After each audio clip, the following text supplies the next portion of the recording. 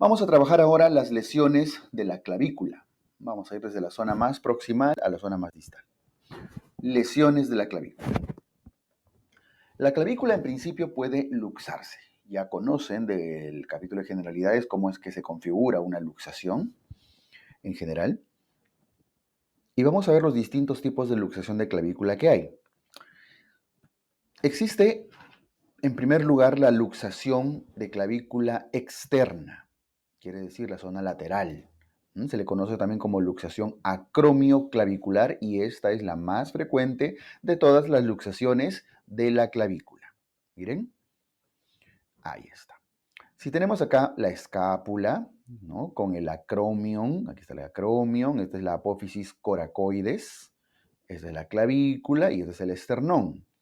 Este punto de acá, donde estoy mostrando el puntero, viene a ser la parte interna, la articulación interna, por lo tanto aquí serían las luxaciones internas o mediales. Y este de acá, en su articulación con el acromion, viene a ser, aquí se originan las luxaciones externas, laterales o acromioclaviculares, que recibe su nombre de la articulación, ¿no? De hecho, el nombre más común es luxación acromioclavicular, porque es la articulación que trabaja acá. La otra luxación viene a ser la luxación interna o esternoclavicular, que es mucho menos frecuente. Prácticamente la mayoría son acromioclaviculares. Ahora, la clavícula puede irse hacia arriba, hacia abajo, hacia atrás, hacia adelante. De hecho, la forma más común es cuando la clavícula lesiona su ligamento acromioclavicular y se eleva hacia la parte superior y de ahí suele venir la clínica. Muy bien, entonces, conclusión, la luxación más frecuente, acromioclavicular, típico de traumas, traumatismos, caídas, golpes, sobre todo en personas jóvenes. ¿Cuál es la clínica característica de la luxación de clavícula? La luxación de clavícula, como todas las luxaciones, la triple D. Dolor, disfunción o impotencia funcional y deformidad. Ya hemos visto que esto es característico de la gran mayoría de lesiones traumáticas, ¿no es cierto? Ahora, lo que caracteriza, y esto ya lo saben, a las luxaciones es la deformidad. Y la deformidad, la deformación que genera una luxación de clavícula es lo característico y lo que deben saber. De hecho, la deformación característica se manifiesta como el signo de la pseudocharretera, que viene a ser esta deformación que se da con la elevación de la clavícula. Miren, debería ser redondito acá, ¿no? Pero hay una elevación que se ve en la parte superior. No se ve en la zona lateral del hombro, sino en la parte superior. A eso se le llama pseudocharretera, a esa deformación. Ahora, también se describe el signo de la tecla de piano. Ahora, se le puede llamar tecla de piano a esto porque parece una tecla elevada, ¿no es cierto?, desde el punto de vista clínico, aunque se suele describir mejor la tecla de piano en las radiografías. Esta es una radiografía característica en la cual se eleva la clavícula y se ve claramente como una teclita, ¿no?, que da ganas de presionarlo. Este signo de la tecla de piano, el signo radiológico, no se ve a veces tan sencillo a simple vista con una placa simple. Lo usual es colocar peso, ponerle en la mano un peso aproximado de 4 kilos, 3 a 4 kilos, puede ser un poco más incluso, al paciente en su manito para que descienda el miembro inferior y se vea ese desfase entre la articulación y la clavícula. ¿Ok? Entonces, para ver la tecla de piano, usualmente necesitamos ponerle un peso en la mano. Listo, eso por favor recuerden, el signo de la pseudocharretera y el signo de la tecla de piano, característicos de la luxación de clavícula. La luxación de clavícula tiene muchas formas de clasificarse. Esta es una de ellas, la más sencilla, que lo clasifica en 3 grados. Si ustedes revisan sus manuales, otra bibliografía, van a encontrar que hay clasificaciones de 4, de 5, de 6 grados. Al final todos dicen algo parecido y no tienen que memorizar ninguno, solo interpretarlo, entender. Miren, en un grado 1, que evidentemente se refiere a una forma leve, existe una mínima lesión de ligamentos, AC significa acromioclaviculares. ¿Cuál es el ligamento acromioclavicular? Este de acá que estoy mostrando con el puntero. Entre el acromion y la clavícula. Mínima lesión, no se llega a romper siquiera. Es muy leve, es casi como un esguince, ¿no es cierto? De hecho, algunas clasificaciones le dicen esguince más que luxación. El grado 2, que viene a ser más o menos una situación moderada, ya rompe el ligamento acromioclavicular. Este ligamento se rompe, ya no es una simple microruptura o mínima lesión, está roto. De hecho, es el ligamento más frecuentemente dañado. Y el grado 3, que es la forma severa, ya tiene una ruptura del ligamento, pero acá dice CC, coracoclavicular. El ligamento coracoclavicular ya son estos de acá, el trapezoide conoide, que normalmente no debería romperse, pero en luxaciones severas puede verse afectado. Cuando se rompe ese ligamento, ya estamos en una situación severa de luxación de clavícula. Ahí tienen una imagen roto. Esto es severo. Bien, entonces, más allá de memorizar la clasificación esta u otra, lo que tienen que entender es que una luxación de clavícula se hace severa, se hace complicada, cuando implica lesión de sus ligamentos coracoclaviculares sobre todo. El tratamiento, como la gran mayoría de luxaciones, sigue la misma secuencia, es de manejo ortopédico, reducción, inmovilización y rehabilitación. Ahí está. ¿Ok?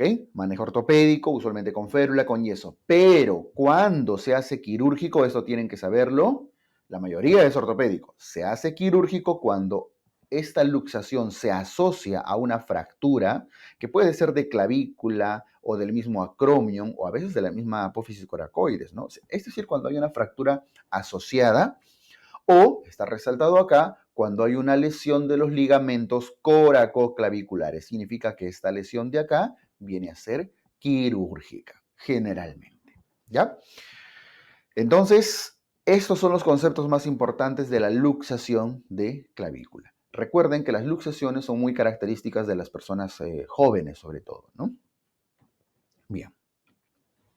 Las complicaciones características de la luxación de clavícula tienen que ver con las lesiones de los ligamentos, tanto acromioclaviculares como coracoclaviculares. De hecho, la forma de lesión coracoclavicular es de las más severas.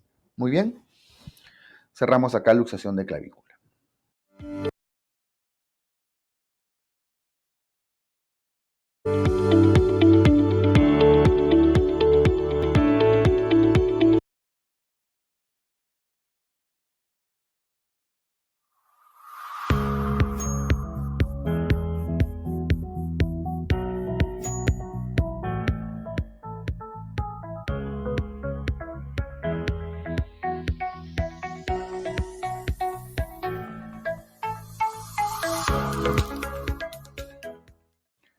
Vamos ahora a la fractura de la clavícula.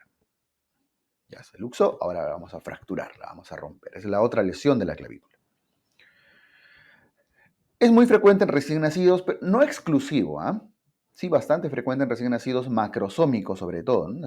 De hecho, cuando les ponen una pregunta, nacen bebé de más de 4 kilos, etcétera, y no puede mover el bracito, listo, fractura de clavícula. Casi siempre les da el dato inicial, les da el antecedente típico de la pregunta, ¿ok? Ahora, también puede ocurrir en los niños, es muy común por caída sobre la mano, en personas jóvenes, etc. Niños, jóvenes, adolescentes, usualmente por caídas, por trauma. En los recién nacidos, por macrosomía. Bien. Hay muchas formas de clasificar a la fractura de clavícula. Esta es una de las clasificaciones más frecuentes, la clasificación de Allman. Le voy a poner el nombre. La clasificación de Allman. No tienen que memorizar el nombre necesariamente, pero sí ver que la fractura de clavícula puede localizarse en diferentes puntos. Puede ser en su zona medial, que corresponde al grupo 1, o al tipo 1 a veces le llaman. Puede ser en su zona distal, que corresponde al grupo 2, y puede ser en su zona proximal, que corresponde al grupo 3. Afortunadamente, este orden de número de grupos prácticamente sigue también la secuencia de prevalencia. Es más común a nivel del tercio medio, el segundo en frecuencia es el grupo 2. Bien, entonces, las del tercio medio, que son los del grupo 1, son los más frecuentes. Prácticamente el 75%, la gran mayoría. Y estas lesiones del tercio medio se caracterizan por daño del plexo braquial. Justo por debajo del tercio medio de la clavícula pasan el plexo braquial y los vasos subclavios. Incluso podría dañar el ápice pulmonar, la pleura, generando incluso a veces en situaciones severas un neumotórax, lo cual ya es bastante complicado, ¿no? Lo más común es que haya un daño del plexo braquial que pasa justo por debajo del tercio medio. Ahí lo estoy dibujando. Y si comprime o daña el plexo braquial y genera una neuroapraxia, va a haber daño de diferentes partes del miembro superior, ¿no es cierto? El tercio distal, que correspondería en respecto de la clasificación de Allman al grupo 2, arriba era el grupo 1, ¿no? El tercio distal o el de la zona externa es menos frecuente, es la segunda en frecuencia y está asociado no tanto a lesiones neurovasculares, sino a lesión de los ligamentos coracoclaviculares. De hecho, las fracturas de clavícula distales casi siempre van asociados a lesiones de esos ligamentos y eso le da la severidad, le da gravedad. Creo que por ahí ya van viendo, es una lesión complicada, la mayoría suelen ser quirúrgicas, ¿cierto? Ahí está. Estas fracturas del tercio distal se suelen asociar a lesión de ligamentos coracoclaviculares y eso le da severidad. Pero bueno, la mayoría son del tercio medio y es la clínica característica que vamos a revisar. Como toda fractura, dolor, disfunción y deformidad. La disfunción acá tiene su característica, la famosa parálisis braquial por lesión, por compresión del plexo braquial, que sobre todo en los niños, los recién nacidos, genera un reflejo de Moro asimétrico. Le hacen el reflejo de Moro al bebé y solo uno de los bracitos tiene su movimiento característico y el otro prácticamente se cae, no lo puede mover. ¿Y por qué no lo puede mover? Porque el plexo braquial que lo inerva está comprometido, ¿no? Esto también lo ven en neonatología a veces, como complicaciones de las macrosomías y demás. Entonces, pregunta típica de examen, bebé grandecito, que no puede mover el bracito o tiene un reflejo de Moro asimétrico, listo, fractura de clavícula. La deformidad usualmente se manifiesta como una masa, ¿no? Palpable muchas veces, y que incluso después de haber consolidado, queda por mucho tiempo un callo, así como ven, bastante prominente. Entonces, nuevamente, la triple D, que es característico de la mayoría de lesiones. Ahora, conclusión, en esta primera parte de fractura de clavícula, las fracturas del tercio medio son las más frecuentes. El tratamiento de la fractura de clavícula es principalmente conservador. La mayoría de veces se evitan las cirugías. Ese es un concepto que tienen que tener. Y el tipo de manejo de sostén va a depender del grupo etario. Si es en los recién nacidos, su fractura, no se les suele poner inmovilización. Algunos optan por algún tipo de inmovilización como parches, como cintas, muy simples, pero lo cierto es que al recién nacido no se le suele inmovilizar. Manejo del dolor, si es que hubiera irritabilidad, pero por lo demás es una fractura que los niños va a consolidar muy rápido, por la edad básicamente. En los niños sí hay que generar una inmovilización importante porque los niños están pues moviéndose bastante y a su huesito está un poco más osificado que un recién nacido. Y necesitamos una inmovilización importante. Entonces en los niños se prefiere un vendaje en 8. En los adultos va a depender de la situación. Nuevamente, se prefiere manejo conservador. Lo ideal es un cabestrillo simple. Ese es un vendaje en 8 y ese es un cabestrillo. Lo ideal es esto, pero a veces tenemos que ponernos en la situación del vendaje en 8.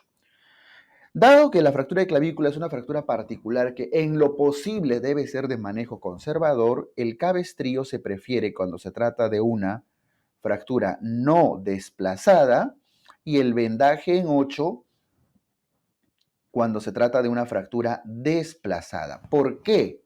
Porque si es que la fractura está más o menos así, lo estoy representando, nosotros necesitamos traccionar la clavícula, ambos extremos, para que al traccionar se alinee. Haya un alineamiento. La tracción genera alineamiento, no olviden. El vendaje en 8 no solo es inmovilizador, sino que al tirar los hombros para atrás, se van a dar cuenta que la clavícula se tracciona y se alinea, genera un alineamiento. Por eso es que cuando se desplaza, como están viendo ahí arriba, es mejor solo traccionarlo con un vendaje en 8. No funciona en todos los huesos, es una situación particular, pero entiendan el concepto. El objetivo del vendaje en 8 es inmovilizar y además alinear. Por eso es lo ideal, ¿no? Lo más conservador. De hecho, los vendajes en 8 hoy en día ya vienen prediseñados, como están viendo en la imagen, ¿no? Prácticamente para solo hacerle clip al vendaje ya preparado. Ese es el tratamiento de las fracturas de clavícula. Ahora, hay algunas situaciones complicadas, casos complicados y del tercio distal que sí necesitan cirugía. ¿Y a qué definimos como caso complicado? Como caso complicado, por ejemplo, vamos a poner a los bilaterales, a los que tienen una luxación asociada. Esto ya lo hemos visto en generalidades. A los que están muy desplazados, a los que son fracturas múltiples, es decir, en varios pedacitos, etcétera, etcétera, etcétera. Situaciones en las cuales evidentemente la pregunta les va a decir, les va a gritar a los cuatro vientos que está complicadito, ¿no? Y además las del tercio distal. Fractura del tercio distal usualmente es quirúrgica. Por eso dice cirugía para estos casos. Y la cirugía que se suele realizar en los casos complicados corresponde a la colocación de una placa con tornillos. Ahí están viendo claramente una plaquita con sus tornillitos, incluso un tornillo independiente que están poniendo en la parte media, ¿no? Para fijar la dirección. Se puede poner también clavos endomedulares, unas agujas largas para enderezar. Es menos común, se prefieren un poco más las placas con tornillos. Pero ojo, entiendan que es en situaciones complicadas y casi siempre en las del tercio distal. ¿Está bien? Listo. Entonces, fractura de clavícula usualmente conservador. Generalmente les van a poner la situación de arriba, ¿eh? Recién nacidos, observación, niños, eso sí, vendaje en 8, y adultos, cabestrillo si está no complicado, no desplazado, y vendaje en 8 si está desplazadito. Si solamente le dice desplazado, pero si además le dice es bilateral, está luxado, es múltiple, en cuñas, en pedacitos, qué sé yo, ahí sí probablemente va a ser quirúrgico. Bien, es una forma práctica como pueden enfocar el manejo de las fracturas de clavícula.